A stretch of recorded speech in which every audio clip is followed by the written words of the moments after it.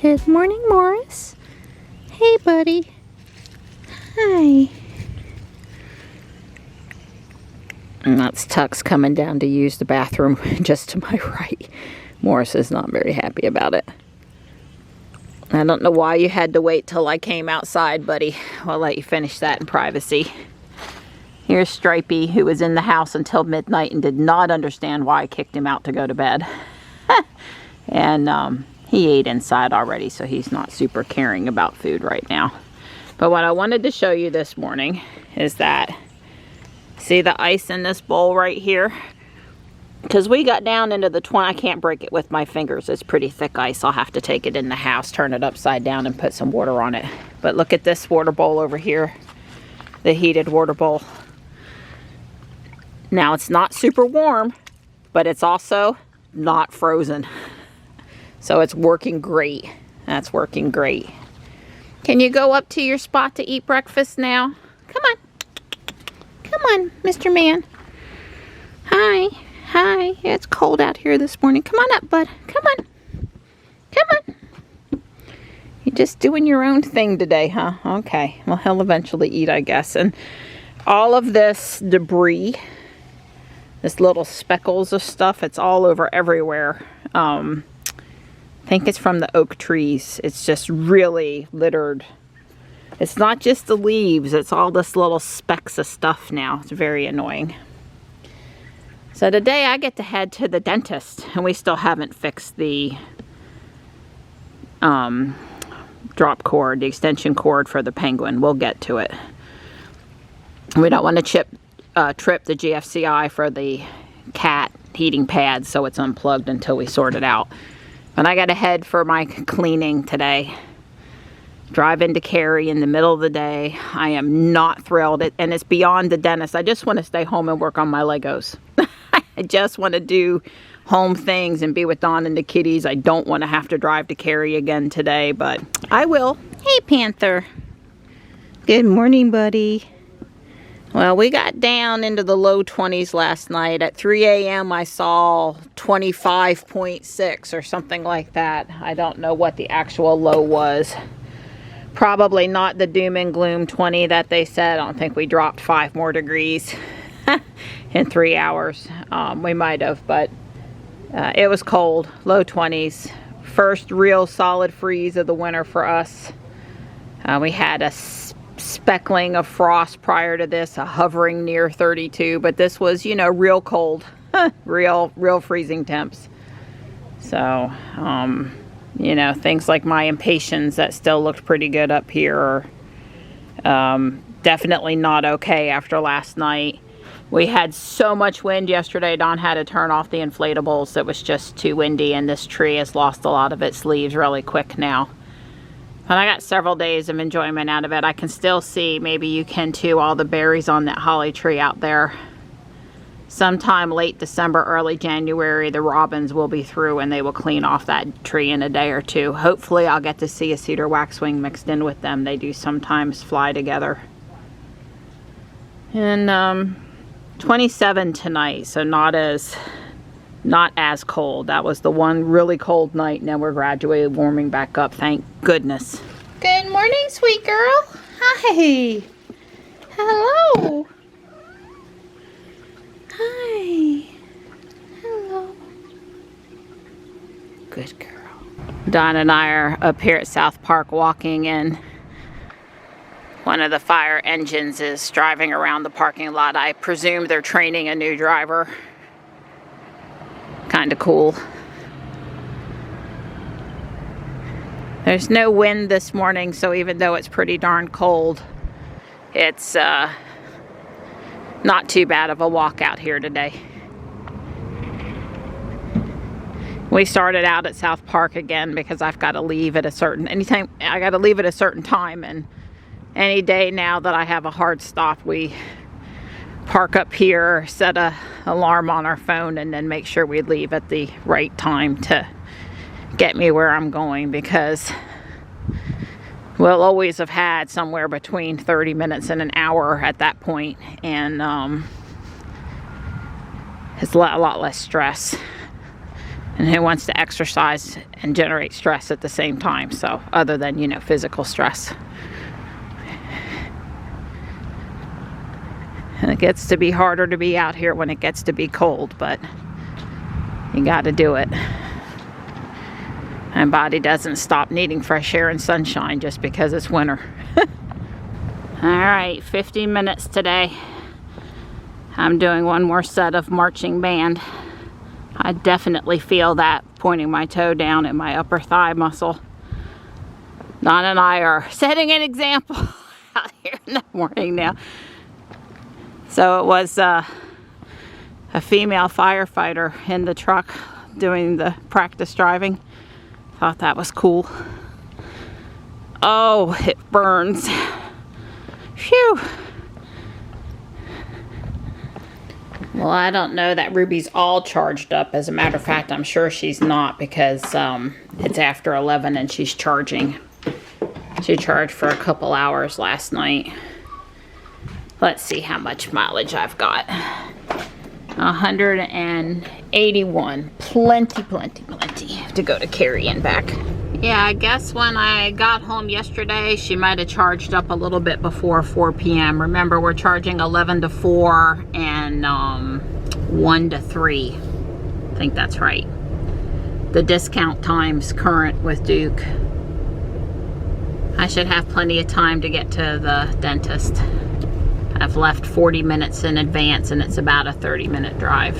Just here at the end of the driveway. So, it used to be Dr. Mashrin, and then it was Axiom Dentistry, and now it's Shannon Oaks Dentistry. Yeah, 18 miles, 30 minutes. My appointment's in 39 minutes, so I should be good to go. I just was curious. I was going to go whichever way she tells me she thinks is fastest.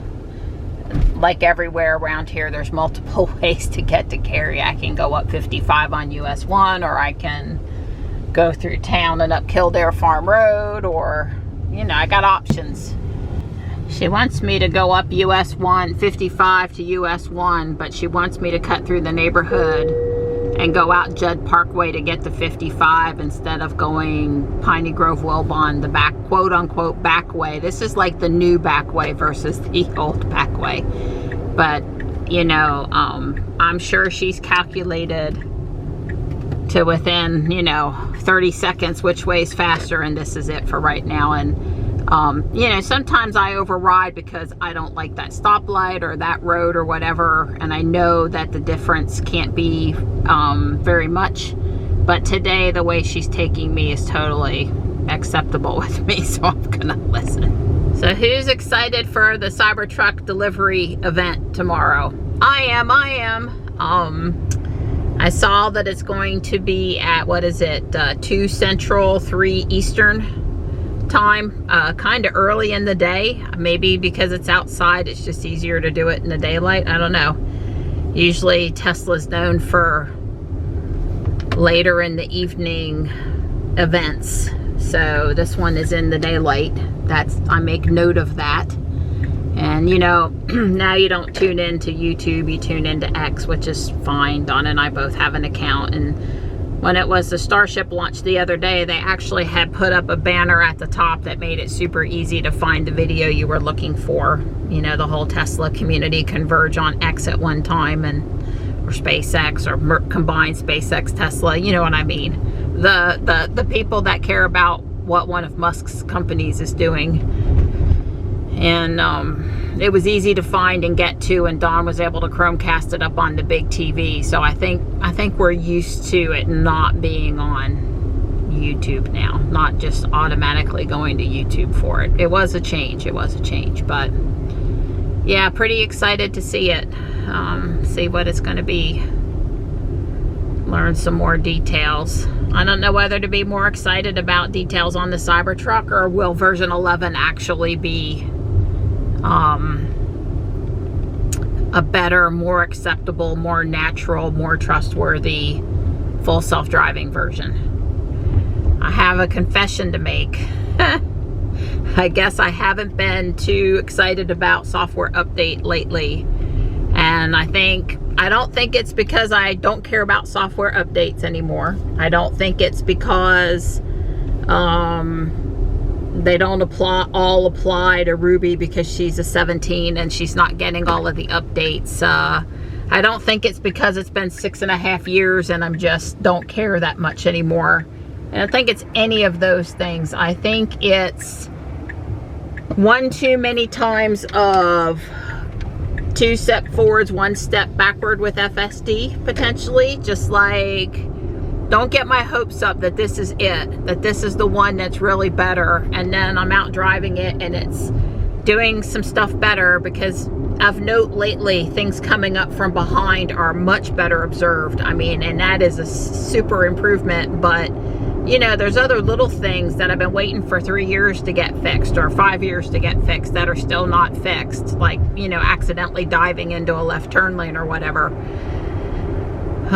You know, dorking around with the following distance again, and how do we make that good? I just, you know, I still really care. I really do. And I'm still going to test every release. I am, but I don't know. I'm just tired of having my hopes dashed. Maybe that's it. And also, the FSD cars, Jules, you know, still a 2020, although I guess that's getting old in Tesla time now. Still don't get all the new stuff right away, because we have to wait for it to be put into the FSD release, and that's taken months in some cases. It's seriously taken months. So, you know, you'll hear about all the new stuff going out to the fleet, and then the people that are doing, I'm going to say this loosely, all the work on the FSD beta testing, we don't get the new stuff because it's not rolled in. And I mean, I understand software control and managing release versions and maintaining multiple versions in the field at one time, because I'm a software developer. I get it. I know how frustrating that can be, and I'm driving here, not the car, because I don't want to babysit while I'm talking. So I just, you know, I understand all of the ins and outs of doing software development and maintaining multiple releases and merging in new function with existing code base, and you know, I really get it. But as an end user of the car, you know, when you're waiting for what seems to be a trivial fix, like the windshield wipers, for forever, and you know, you don't get some new function, it's just sort of frustrating. So yeah, that's my confession for today. I'm still gun-ho. I still believe we need FSD. I still want to help test FSD. I still care about FSD as both someone that's aging and may require that functionality, and as a stockholder, and as a Tesla fangirl, and you know, all of those reasons. And I still think way over other brands and other software that going with this much harder, works on any street with some few basic rules versus hard coding for certain conditions is the way to go. And we've heard it's hard, we expect it to be hard, all of that stuff. But maybe I'm just growing just a bit weary of waiting and wondering. I think it would be fair. I can still be supportive and a little bit on the waiting and wondering thing. But anyway, Dawn and I haven't had anything new to test in over 2 months. And maybe one of the other things is in order to keep us users very actively engaged, we need, you know, SpaceX wants to be able to launch Starship and make changes based on what they've learned, and they want to do this rapid development stuff really quick. Well, when your beta testers are only getting, you know, updates every 2, 3, 4 months, and the updates are not as all-inclusive as we might want of the personal intersections or issues that we're having, you know, it's just hard to stay engaged. It's hard to stay engaged. I think it's got to be a real toss-up as to which is faster, this way or coming out in Holly Springs off Piney Grove Wilbon. And I say that because I think I counted, and there's 5 stoplights additional that I have to go through So, you know, it's 55 over here, not 45. But the additional stoplights, if you get caught at them wrong, I think it's really questionable that this way could possibly be faster. It could be about the same, but yeah, I don't know. I'm still arrival at 11:53, it says, so as long as I'm not late. I had on my calendar 11:30, but every text message from them said noon. So I think, you know, as with so many dentists, they shift their schedule around to suit them, and it may or may not match the appointment card that you left the doctor's office with. I have the intention to stop in at the dental office in Fuquay there by South Park, the new Langley Family Dentistry. I understand they're not a corporation, and people were asking on the ladies of Fuquay Varina about you know, who was the best dentist and where to go, and everybody spoke highly of them, and they're around the corner of the house. So I'm not particularly happy with my dentist, so I'm going to see if they take my insurance and maybe make my 6-month appointment with them.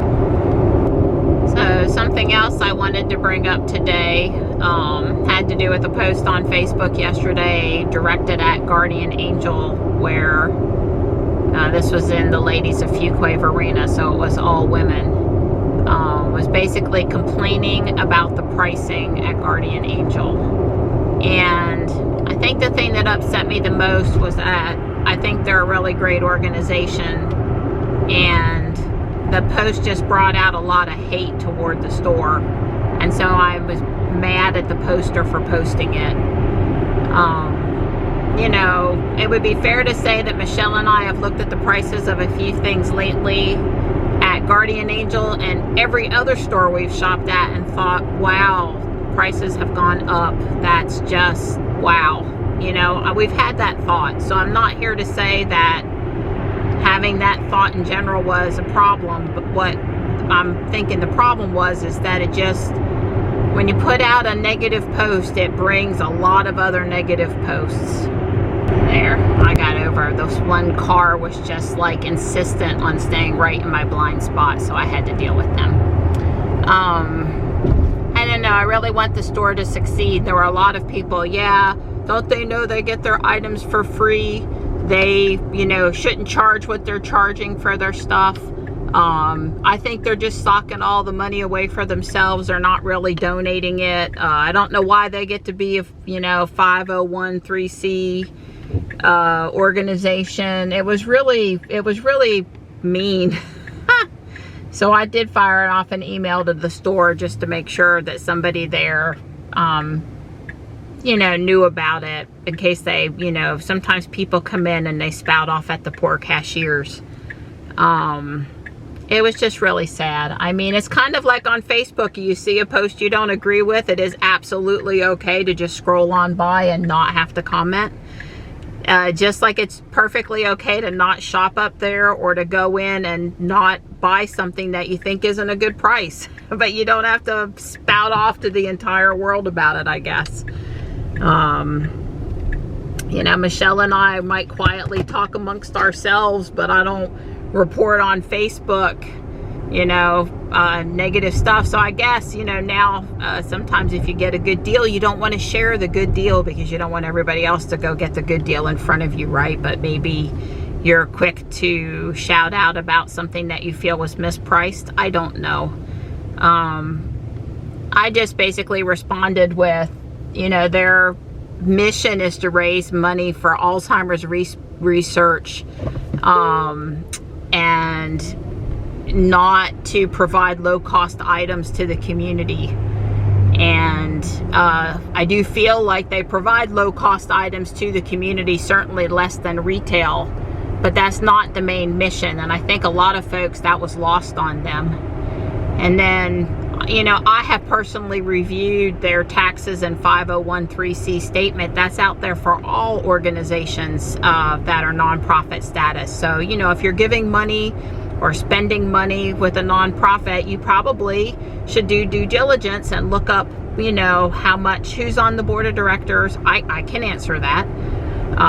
Who is on, what are the salaries of the staff, of the executive staff, that kind of thing. And my review shows that is perfectly fine, that they're doing good, that is perfectly reasonable is my assessment. But somebody's like, oh, they're profiting all the money for themselves, they're just making a profit on us, I won't donate to them and I won't buy there. Well, obviously this person is spouting off facts that they are not really educated upon. And so, you know, again, and I suspect that, you know, it's like social media, we know, has this problem where you'll say something to that big server cloud in the sky, that big Facebook or Twitter or wherever, but you probably wouldn't say that to somebody in person. So anyway, that was really troubling to me. I think you guys know I really care about the longevity of that store, and with Miss Laura, due to health conditions, having stepped down recently, you know, and somebody else has taken over her role. It's a transition time for the organization, and it seems to be going perfectly smooth to me. But, you know, I'd like for it to go on for a long time to come. So, and they've listed on their website all of the grants and all of the monies they've given to specific research things, and they are in North Carolina, and you can see who got what. And, you know, before people open their mouth, they really should take a few minutes to research stuff. I don't know, it just was frustrating. I didn't like the negativity toward the store at all.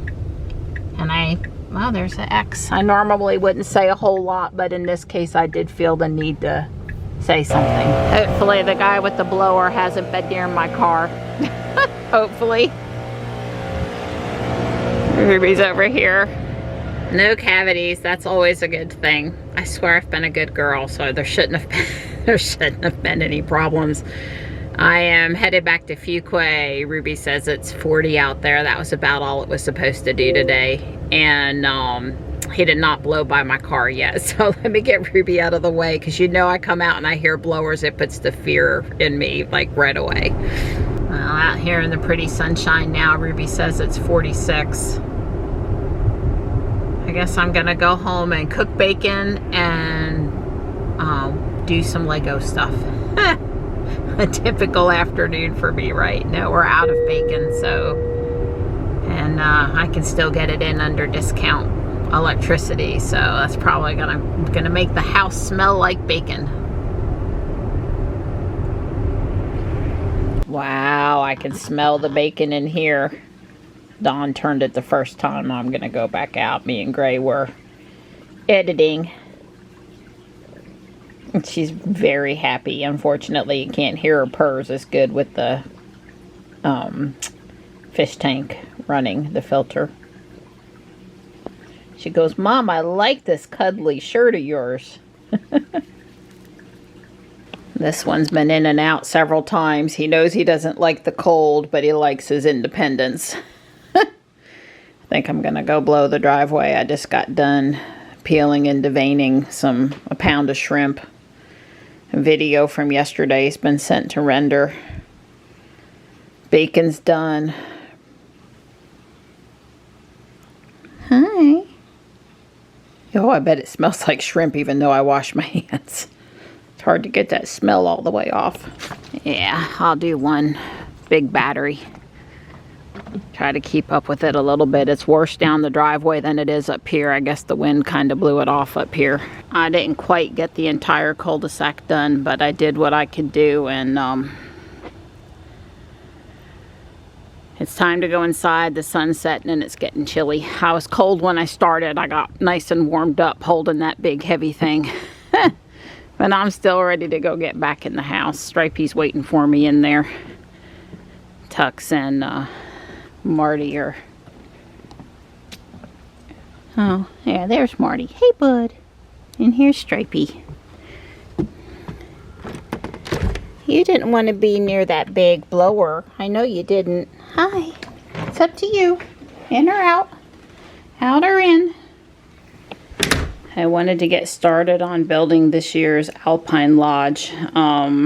That's their new Winter Village edition. It's open in the back, which I don't, you know, horribly dislike, but I'm more into full buildings. So I'm going to supersize it. And I'm going to start out, Brick Artisan on Rebrickable has put out a supersized version instructions. Although all he really did was build the two halves and stick them together. There's not any additional parts other than having 2 copies of it. But I'm going to do a Mills plate. Actually, there's one part. You need the big white base plate, and that's it, and the 2 sets. But I want to do a Mills plate, and I'll explain what that is in a minute. So I'm at least going to try to get that done today, assuming I have enough white plates. So Mills, the acronym MILS, stands for Modular Integrated Landscaping System. And the main purpose of it is, see if I can get to the one I wanted to show you. The main purpose of it is to have a thicker base so that if you move it around, i.e. take it in and out at Christmas time, it's not so fragile. So here's sort of a half a Mills where they've built in the train track. But you can, you know, there's so many examples of different things you can do with it. And it's certainly not all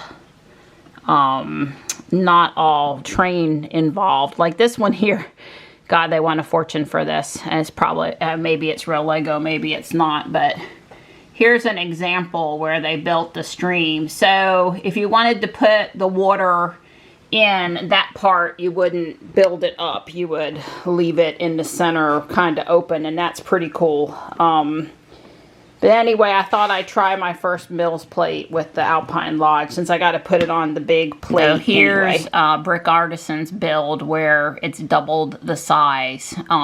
There's no room left on the base plate or the Mills for the ice pond, but the set does come with its own ice pond, and so there's no reason why you couldn't build that and then attach it to the one side of the building, which may be what I end up doing. But anyway, let's see if I can build the Mills. I'm not done, and I'm aware that there's some color variation between the white. That's going to happen anytime they weren't printed in the same batch. But what I've done here is I've made a puzzle piece of little pieces on top of the one big plate. And then I've got to connect it all together and put some connecting bricks on the outside. So let me show you that. This is the build floor plans. There's nothing wrong with it. I just wanted to see if these plates were for the ice skating rink or the building, and they're for the ice skating rink, so I don't want to use them. Even if I needed them, I don't want to use them. Now, most people that build Mills would, on the inside where you can't see, they would use whatever bricks they've got in whatever color they've got because they're never going to see the light of day again. I have a lot of white, so I'm just choosing to use the white underneath there, but that is not required. Now, I'm picking really pretty bricks along the outer edges, but maybe not in the middle, and I'm not stopping to clean those couple because it just isn't going to matter. It's not necessary. So I'm deciding on the placement of these bricks based on the fact that each rectangle that I put down, I want it to be fully top all sides and one in the middle. I want it fully supported, but I want this to also support the brick next to it. So basically I'm straddling up the middle of all of these. So each Lego builder that builds a Mills plate, I mean, I'm sure there's a pattern where you can do it the exact same way every time, but most builders would just use what they had and do the math and sort it out. Well, there it is, my first Mills plate. I had to run to the garage to find some more of the bricks with the holes. Some people put more holes. That ought to be plenty. And yes, if it's an end piece and you're stuck looking at the holes, that might not be so good, but I think there's ways to combat that. So you want to press, press, press, press. You know, press. There's no give anywhere on here because I fully supported the jigsaw puzzle pieces. So that's all good. I think I'm happy and ready to proceed with starting to figure out where the edges of the building go and looking at his instructions. I'm off to a good start. I think everything's placed where it's supposed to be. It's not exactly the same front and back. Doesn't matter to me. Anyway, I'm going to stop for tonight. It's past time I should cook. And I just, you know, I wanted to kick it off. Kicking off the project sometimes is the hardest part. And so I've kicked it off now. I'm going to end up having to sort. This guy is all over on the parts in the bags. I mean, all over, and there's 10 bags. So normally I don't feel compelled to sort for small builds, or, you know, I don't sort because I don't do builds out of boxes. I just got to hunt all my parts. But, you know, dealing with this is not going to work, so I'm going to have to sort. I already started the dark bluish gray over there, and small parts. I'm going to end up, it doesn't have to be a perfect sort, but I'm going to have to sort some stuff where I'm going to go insane, crazy. So, anyway, good progress.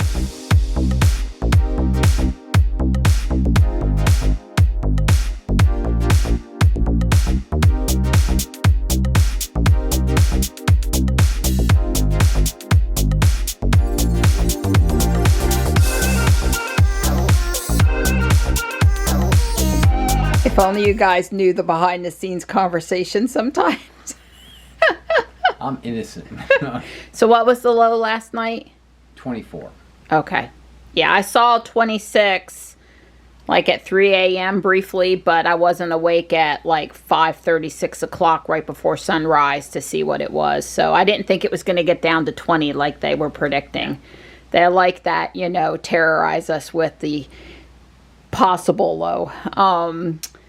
Last I saw tonight was 27, and then even warmer tomorrow, so it won't be as bad. Right. Won't as cold. Right. And all the kitties did fine. Yeah. I don't worry too much when it's well above freezing during the day. I only start to really worry about the kitties As I was saying. I only start to worry about the kitties when we don't recover above freezing Right. during the day, and we'll have multiple days in a row. Yeah, sure. And that's pretty rare for us. I think the Very. longest I can remember in this house in 10 years was 4 days in a row where we didn't recover above freezing. Yeah. That's really rare. Extremely. Yeah, so anyway, I'm glad it's warming back up for the kitties, although everybody was on their heating pad and it was all good. I know, with all the heating pads, how can I even be worried? But I mean, my goodness, they're going to have to put another reactor out at Sharon House.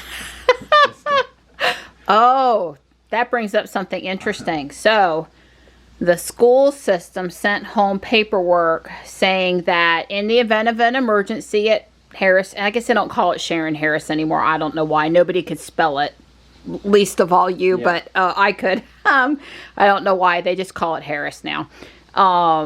But we lived here for forever, so it's Sharon Harris as far as we're concerned. But they sent home a note to parents saying in the event of an emergency at the nuclear power plant where the county or state tells them that it's time to take potassium iodide, that they intend to give it to the children in the school, meaning that they have a supply on hand for the children that are within a so many mile radius. So all the kids in Holly Springs, Yeah. and some of the kids in Fuquay, their parents yesterday got this thing they had to sign. It was, God, somebody screamed, the person that was upset about it, they screen printed on their phone, took a picture of like 4 or 5 or 6 pages worth of, it wasn't just a sheet and you sign Legalese. it. Right, it was like a lot of stuff. And so, well, how will we know when to dispense it? Well, the state will tell us there's an emergency situation that we should, and blah, blah, blah. Well, you could opt out of it. Basically, the point of the piece of paper was you could opt out. And this parent, she started off her thing where I'm terrified. I don't know if she was terrified about her kid being given potassium iodide or that she didn't know how close she lived to a nuclear power plant that was news to her. One of the guys in the post was like, and the light bulb turns on about where your power's coming from or something. Think? I don't know. Anyway. Comes from a solar panel or something? Anyway, we actually don't have any, right, in the house. Because my thought is, like, if they decide to give it to the kids, we should be taking, you should be taking, if your kid's getting it, you probably, it's more, it did go on to say that it's slightly more important for children than adults. Yeah. So we definitely want to prioritize children. But I was like, well, if they're giving it to your kid, your concern should be, do I have it to give to myself? And you should remedy that. If you don't, probably is what you should do. But Right. anyway, that apparently set some parents on fire, that they were I don't know that I would have signed it that it was okay to give it to my children. Yeah. If I still had school age children, I would have signed that. So it's just a precaution. I feel like in a lot of cases, if they thought there was any chance that they had anything, they would probably, it's a precautionary thing. Like, you can take potassium iodide and it's not going to harm you. It's That's just, fine. is it going to help you? And oh, by the way, it won't help you from everything that could happen. But anyway, I digress now. But I thought you'd appreciate that, Donnie, knowing that was lit through the community today. Of course, they didn't even bother. The school system didn't communicate with the parents that if there is an evacuation, that their kids are going to get bused over to the other side of Timbuktu, depending on what school and where they are. They didn't cover all that. If you go down to your school, your kids won't be there. Right. Well, I would hope if they were really worried that they would bust the kids But they didn't out. talk about all that. I don't know. Well, this particular communication to parents was not about that. And we never saw that. But possibly because when the boys moved over here, they were at Westlake, or they were at Vance, or they were downtown. And none of those schools are in the 10-mile radius. Well, maybe the one year somebody went to Holly Springs Middle. Like one year, I think Johnny went to 6th grade over there or something. Anyway, mostly our kids weren't in the school that was within the 10 or 20-mile radius. Right, they were farther. Right. But what I'm trying to say is that's all good and well and good. But if your kid's within the 10-mile radius, and if there's an event, that's nice that they're getting the potassium, but at the same time they're getting they're going to be put on a bus. Yeah, and I don't sent know to the corner of where their parents are not going to know where they are. I don't know that that's true, but it's possible. We read it. We did. We had that 'cause conversation. Right, when we were out. Okay, I'm taking a deep breath now. Let's not go off task anymore. It's possible they would move the kids away if they could. And we did talk to the emergency management people on Community Day. I suggest that these people that live in the area go to the Community Day this coming September, and then they can learn some more stuff. I wasn't trying to disseminate information. I was just trying to let you know about this thing, because I talked today. You weren't with me about the guardian angel stuff. And then the only other thing I was going to bring up, it's just totally different subject, is I've just educated Dawn on what a Mills plate is. And you said it's like a torsion what? It's like a torsion box. Torsion box, okay. And I was like, I've heard that word torsion, but... Yeah, it's where you have a layer plane on one side, on the other side, both two sides, and you have a filler in there. And it doesn't have to be solid. And the surface tension doesn't let it slide, and it becomes very stiff. Okay, well, I agreed. And then we talked a little bit about 2x4s and sheetrock, and sort of a frame, when we were talking about the filler, it's just it doesn't matter what's on the inside of it. Yeah. But Don knows now what a Mills plate is. Educated. He's educated.